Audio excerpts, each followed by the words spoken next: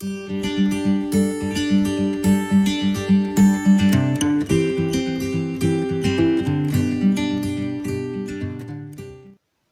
les amis, bonjour les frères et sœurs dans le Seigneur. Heureux de vous retrouver pour ces moments matinals, quotidiens, dans la présence de Dieu. Voilà, que le Seigneur vous bénisse, qu'il nous parle et qu'il nous conduise aujourd'hui encore. Je vous souhaite une très bonne journée. J'aimerais lire avec vous le même texte qu'hier, afin d'en parler, mais d'une autre manière. Donc, nous relisons ensemble l'évangile de Marc au chapitre 7 à partir du verset 14 jusqu'au verset 23. Rapidement, ensuite donc Jésus appela la foule et lui dit « Écoutez-moi tous et comprenez, il n'y a rien d'extérieur à l'homme qui puisse le rendre impur en pénétrant en lui, mais c'est ce qui sort de l'homme qui le rend impur. Si quelqu'un a des oreilles pour entendre, qu'il entende. » Lorsqu'il fut entré dans la maison, loin de la foule, ses disciples l'interrogèrent sur cette parabole. Il leur dit « Vous aussi, vous êtes donc sans intelligence, ne comprenez-vous pas que rien de ce qui, de l'extérieur, entre dans l'homme ne peut le rendre impur?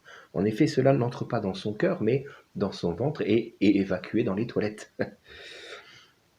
Il déclarait ainsi que tous les aliments sont purs. Il dit encore « C'est ce qui sort de l'homme qui le rend impur. En effet, c'est de l'intérieur, c'est du cœur des hommes que sortent les mauvaises pensées, les adultères, l'immoralité sexuelle, les meurtres, les vols, la soif de posséder, les méchancetés, la fraude, la débauche, le regard envieux, la calomnie, l'orgueil, la folie. Toutes ces choses mauvaises sortent du dedans et rendent l'homme impur. » Amen. J'aimerais aujourd'hui qu'on puisse se poser une question toute simple, qui, je crois, on se l'est tous posé déjà un jour. Comment pouvons-nous changer notre cœur? Pose-toi la question. Comment changer ton cœur?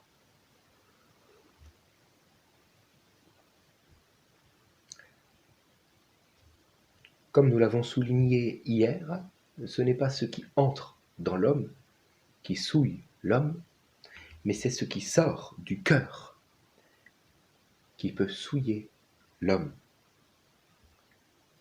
J'aimerais que on prenne une image, une illustration pour nous aujourd'hui. Alors, imaginez le bassin d'une fontaine, ok? Imaginez une fontaine, voilà, qui coule dans un bassin. Imaginez que au fond du bassin, il y ait de la boue. Donc de la boue se trouve au fond du bassin de cette fontaine, mais l'eau qui coule est une eau limpide, transparente, pure. Et donc il y a de la boue au fond. Alors, le fait qu'il y ait de la boue au fond, finalement, ne va pas rendre toute l'eau sale, puisque l'eau qui coule de la source est pure, elle est belle. Cependant, imaginez qu'il n'y ait pas de boue au fond, mais que l'eau de la fontaine, l'eau de la source qui coule, ne soit pas pure, mais qu'elle soit sale, toute brune. Alors là, le bassin sera complètement brun. On est d'accord. L'eau sera complètement sale. Bon. Donc finalement, pour que l'eau ne soit plus sale, qu'est-ce qu'il faudrait faire? Il faudrait changer la source. Tout simplement. On ne peut pas faire autrement, il faudrait changer la source.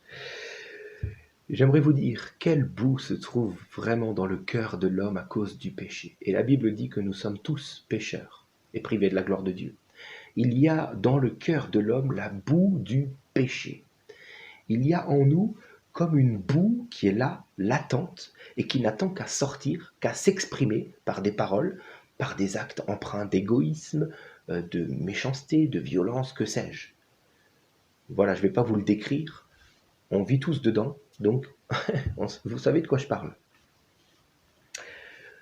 Comment va réagir le religieux pour essayer de changer cela? Eh bien, le religieux, voyez-vous, va prendre des gants, voilà, il va s'habiller en jardinier, il va peut-être prendre une pelle ou une pioche ou un râteau, il va essayer d'aller dans le bassin de cette fontaine. On garde l'image, hein. On garde l'image du bassin et de la fontaine. Il va essayer d'aller là-dedans et il va essayer d'enlever la boue qui est au fond. Le problème, c'est que quand vous enlevez de la boue, là, ça commence à s'éparpiller. En fait, on ne peut pas. Si c'est déjà baigné dans l'eau, oh, tu arriveras au mieux à enlever de temps en temps un petit truc. Et puis vraiment, c'est galère, quoi. En le remontant vers la surface, ça s'éparpille partout. Sinon, le religieux, voyant qu'il n'arrivera pas, qu'est-ce qu'il va faire? Il va s'habiller non plus en jardinier, mais en peintre, et il va bâcher tout ça, et il va commencer à peindre le tour de son bassin en blanc pour essayer de camoufler la saleté. Mais quand on se penche et qu'on regarde l'eau, on voit bien la boue. Voilà le religieux. Le religieux va, par ses propres forces, essayer de mériter d'être pur au regard de Dieu et des autres. Ce serait un bonus. Et s'il n'arrive pas, parce qu'il se rend compte que j'ai beau essayer, j'arrive pas à me changer moi-même, j'arrive pas à mériter quoi que ce soit, parce que le péché est là dans mon cœur, et comme dit Paul, quand je veux faire le bien, c'est le mal qui s'attache à moi. Alors comment faire? Je vais prendre un petit peu de peinture et je vais peindre le tour, autrement dit, je vais devenir hypocrite. Je vais prétendre être comme ça, or je sais bien moi-même que je ne le suis pas. Quelle est donc la solution finalement? Pour qu'il n'y ait plus de boue, il nous faut une source différente, une source qui ne soit plus boueuse, une source pure. Il faut une nouvelle source à ta fontaine, mon ami. Il faut une source d'eau pure. Tu dois accepter que euh, euh, que le Seigneur change ta canalisation, qu'il vienne te relier à une autre source. Alléluia. Ézéchiel 36, verset 25 nous dit ceci: « Je répandrai sur vous une eau pure, et vous serez purifiés. Je vous purifierai de toutes vos souillures et de toutes vos idoles. » Jean 4, verset 14 nous dit ceci. C'est Jésus qui parle. « Celui qui boira de l'eau que je lui donnerai n'aura jamais soif, et l'eau que je lui donnerai deviendra en lui une source d'eau qui jaillira jusque dans la vie éternelle. » Alléluia. Nous devons accepter que le Seigneur nous branche à une autre source, à une source d'eau pure. Cette source d'eau pure se nomme Jésus-Christ.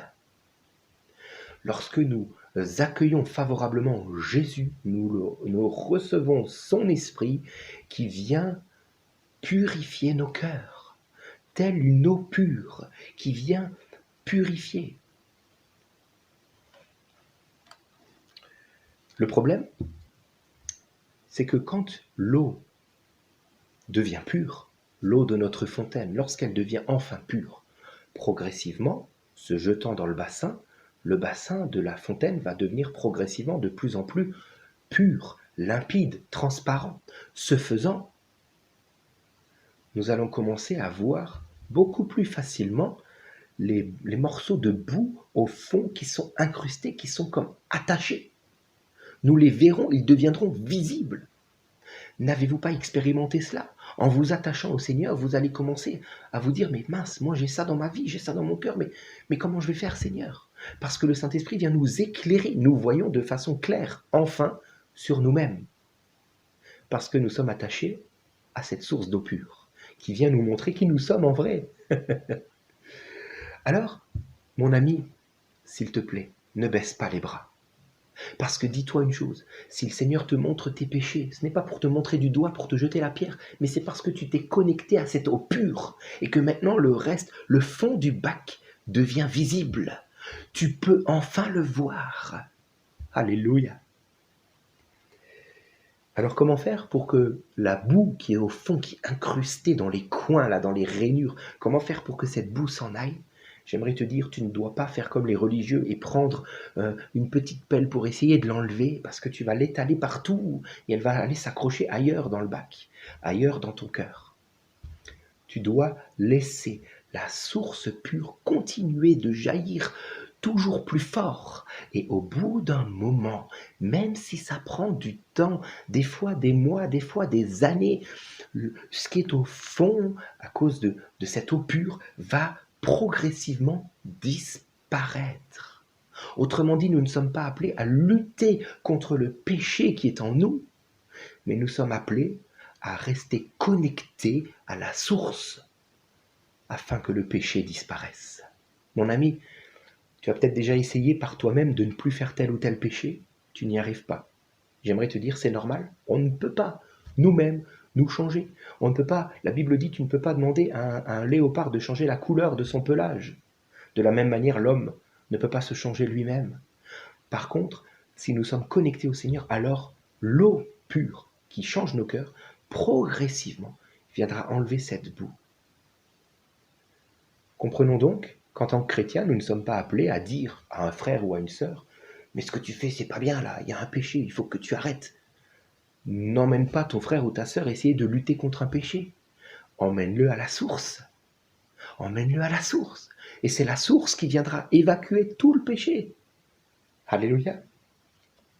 Je termine en disant quelque chose. J'ai fait un petit constat un jour, quelque chose de terrible. Et si je vous en parle, c'est pour nous mettre en question aussi. Ce sont certains chrétiens qui viennent gentiment, on va dire avec discernement et sans jugement, mais vous comprenez que c'est de l'ironie, dire à quelqu'un d'autre, mon ami, j'ai vu qu'il y a ça dans ta vie, est-ce que tu veux qu'on prie ensemble? Parce que c'est pas normal. Enfin, ils vont pas dire parce que c'est pas normal, hein, ils restent polis. Mais mettez-vous à la place de l'autre, c'est tout ce qu'il comprend. Hein. Et donc, le chrétien va prier pour l'autre parce qu'il a cru discerner un petit peu de boue au fond. Eh oui, l'eau est devenue limpide. Alors on voit. Si vraiment on laisse l'eau limpide, on est sincère et les gens voient en nous. En tout cas, Dieu lit en nous comme dans un livre ouvert. Et puis, alors il croit voir un petit peu de boue au fond, alors il vient prier pour lui. Seigneur, enlève cette boue, enlève cette boue. Mais la bonne prière serait, Seigneur, que ton flux soit toujours plus fort. J'aimerais vous dire, mes amis, qu'il se peut fort bien que dans certains cœurs, dans la vie de certains frères ou certaines sœurs, il se peut très bien qu'il y ait comme des taches de boue qui demeurent longtemps. Pourquoi? Parce qu'ils ont été placés au fond de ce bassin depuis toujours. Et donc cette boue est incrustée, elle fait presque partie des parois qui sont là. Et donc il faudra davantage de temps pour qu'ils disparaissent. Mais cela ne veut pas dire que ce frère ou que cette sœur n'est pas connecté au Seigneur. Si ça se trouve, le flux de la fontaine jaillit beaucoup plus puissamment que le flux que vous avez, alors que votre bac à vous a moins de boue. Est-ce que vous comprenez ce que je veux dire? Alors de grâce, ne nous jugeons plus, mais que nous puissions au contraire chacun de nous veiller à ce que le flux de la vie nouvelle, de la source qu'est Jésus-Christ, jaillisse abondamment dans nos cœurs. Amen. J'aimerais prier avec vous pour terminer et demander au Seigneur sa grâce. Seigneur, moi je prie pour mon frère ou pour ma sœur qui peut-être se dit, mais moi, regarde dans ma vie toute la boue, Seigneur. J'aimerais que tu viennes lui rappeler que si maintenant il peut le voir cela, c'est parce que tu l'as éclairé, parce qu'il est connecté à toi. Et Seigneur, tu es en ce moment même en train de travailler pour enlever tout cela. Mais c'est à force de venir nous attacher à toi que ces choses disparaîtront. Seigneur, je te prie vraiment donc de nous permettre de nous attacher à toi en nouveauté de vie, tous les jours, afin que tu changes nos cœurs et nos pensées en Jésus-Christ. Seigneur, donne-nous aussi de ne pas juger autrui parce qu'il y aurait un petit peu de boue au fond de son bassin, mais donne-nous plutôt de regarder à la source qui jaillit dans sa vie et de nous permettre de veiller nous-mêmes à ce que cette source ne soit jamais obstruée, Seigneur. Merci d'avance. Amen. Voilà, je vous souhaite un bon week-end et puis je vous dis à lundi prochain. Soyez bénis.